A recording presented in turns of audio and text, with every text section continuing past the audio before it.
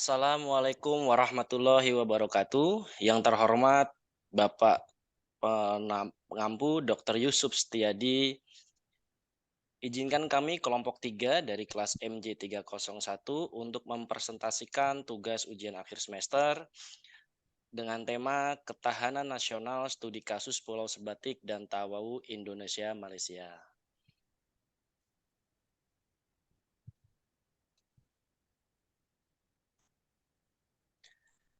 Izinkan saya untuk memperkenalkan anggota kelompok. Yang pertama ada Rasefa Arafiah, yang kedua ada Andi Purwanto, yang ketiga ada Rita Lianti Hasan, yang keempat ada Syarifina Fitri Aprilia, yang kelima ada Jahrul Bari, yang keenam ada Satria Rauna Prayogi, yang ketujuh ada Siti Aisyah, yang kedelapan ada Supriyatin, yang kesembilan ada Andri Yanwar, yang kesepuluh ada Ade Syah Putra.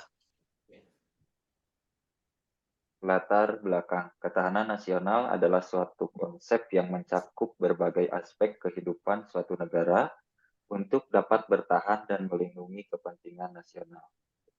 Poin-poin dari ketahanan nasional yang pertama adalah landasan bagi keamanan dan pertahanan negara. Yang kedua, membentuk semangat kebangsaan dan identitas nasional.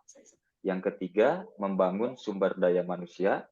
Yang keempat, pengelolaan sumber daya alam. Dan yang terakhir, kerjasama internasional. Kasus sengketa Pulau Sebatik dan Pulau Tawau antara Indonesia dengan Malaysia memerlukan penanganan secara serius akan sejumlah potensi ancaman keamanan dan ketahanan di mana wilayah perbatasan merupakan wilayah yang sangat berpengaruh pada kedaulatan suatu negara.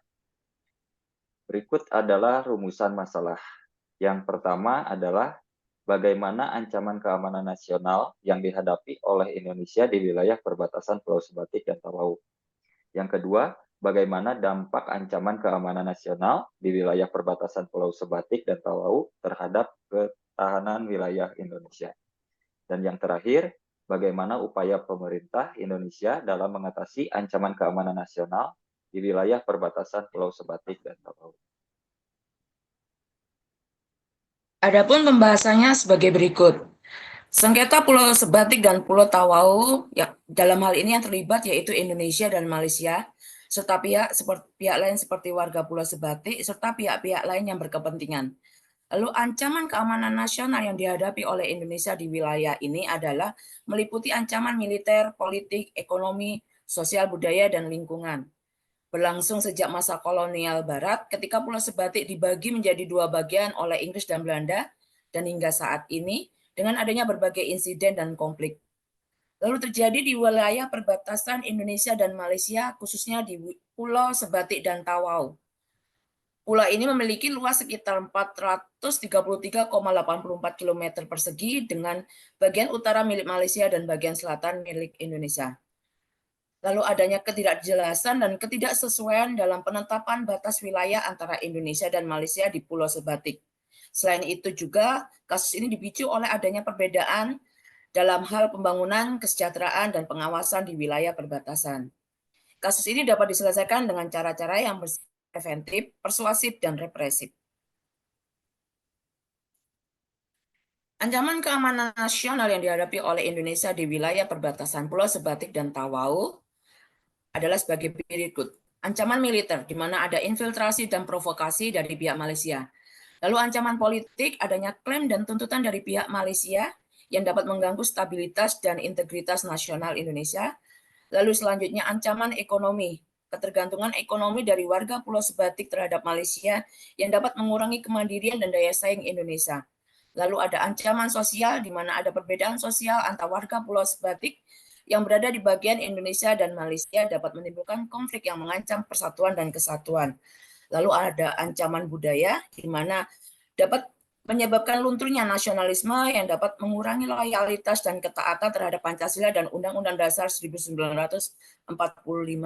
Dan yang terakhir yaitu ancaman lingkungan, adanya kerusakan lingkungan akibat eksploitasi sumber daya alam di Pulau Sebatik, baik oleh pihak Indonesia maupun Malaysia. Ya, berikutnya.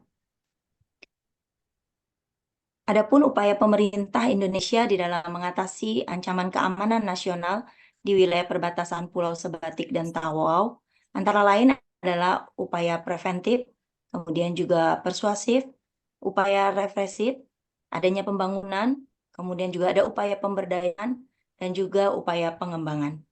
Adapun dampak ancaman keamanan nasional di wilayah perbatasan Pulau Sebatik dan Tawau, antara lain dampak positifnya adalah meningkatnya kesadaran dan tanggung jawab pemerintah dan masyarakat Indonesia terhadap pentingnya menjaga dan mempertahankan wilayah Indonesia, khususnya di wilayah perbatasan.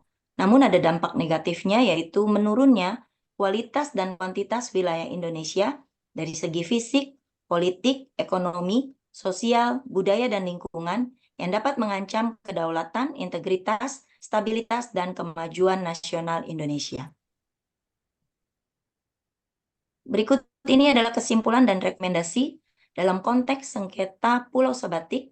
Konsep ketahanan nasional dapat diterapkan dengan menyelesaikan sengketa secara damai melalui negosiasi atau perjanjian bilateral antara kedua belah pihak, kemudian juga meningkatkan kesejahteraan dan kualitas hidup masyarakat di perbatasan dengan membangun infrastruktur, pelayanan publik, pendidikan, kesehatan, dan lain sebagainya, juga mempertahankan kedaulatan dan integritas wilayah dengan meningkatkan pengawasan, pengamanan, dan penegakan hukum di wilayah perbatasan, dan juga kerjasama antar kedua belah negara. Kemudian sengketa Pulau Sebatik merupakan masalah yang kompleks yang membutuhkan penyelesaian yang komprehensif dan berkelanjutan. Lalu juga menjadikan konsep ketahanan nasional sebagai acuan bagi Indonesia dan Malaysia dalam menyelesaikan sengketa, dan juga penyelesaian sengketa dengan mengedepankan diplomasi, kerjasama, dan kesejahteraan tanpa mengorbankan kepentingan nasional dan kedaulatan negara. Terima kasih atas waktu dan kesempatan yang Bapak telah berikan sehingga kami bisa mempresentasikan tugas kewarganegaraan sesuai arahan Bapak. Kurang lebihnya kami mohon maaf jika ada yang kurang tepat dalam membuat dan membawakan materi. Besar harapan kami dapat mendapatkan evaluasi serta arahan dari Bapak. Akhir kata kami ucapkan wassalamualaikum warahmatullahi wabarakatuh. Waalaikumsalam. Waalaikumsalam.